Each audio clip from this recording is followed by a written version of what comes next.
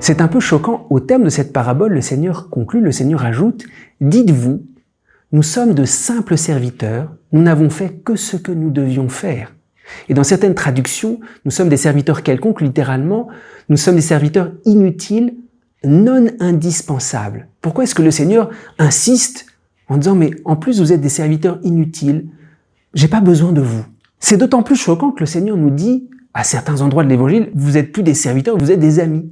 Et puis là, il va exactement dans le sens inverse. Non seulement vous êtes des serviteurs, mais vous êtes des serviteurs complètement inutiles. J'ai pas besoin de vous.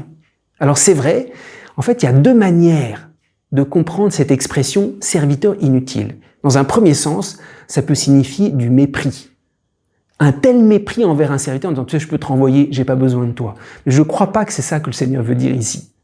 Il y a un autre sens beaucoup plus subtil, justement qui est à l'intérieur de la grâce, à l'intérieur de l'amour de Dieu.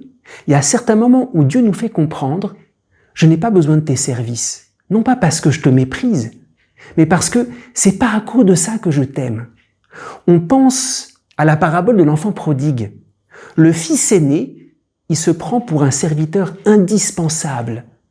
Et puis, il y a le fils qui revient, qui a tout dépensé, et lui, il se met en colère, dit « Mais moi, j'ai travaillé. » Et le père lui fait comprendre « Mais tout ce qui est à moi est à toi. C'est pas à cause de ton travail. J'ai pas besoin de ton travail. Tu es un serviteur inutile. Ce que je te donne ou ce que je veux te donner, c'est par pure grâce. » Et d'une certaine manière, c'est une purification. Parfois, ça fait mal d'entendre ça. Parce que nous, en fait, on pense que Dieu va nous récompenser à cause de tout ce qu'on a fait. Il y a des moments où Dieu nous purifie. C'est vrai, il y a une purification, il y a quelque chose de dur à entendre. Tu es un serviteur inutile. Et le fils aîné n'arrive pas à entendre ça. Tu n'as rien à prouver à Dieu. C'est pas parce que tu fais des choses que Dieu va t'aimer. Dieu t'aime de toute éternité. Alors, parfois, il faut entendre ces purifications. Il faut pas du tout le comprendre comme un mépris. En fait, le fils aîné, dans la parabole de l'enfant prodigue, le prend comme un mépris. Comme si jamais le père méprisait son travail. Et en fait, il veut lui dire quelque chose de beaucoup plus profond. Et le Seigneur, parfois, nous fait passer par là où on a l'impression que le Seigneur ne tient pas compte de ce qu'on a fait. Parfois, le Seigneur nous fait comprendre, nos œuvres, c'est rien. Dieu pourrait faire sans nos qualités.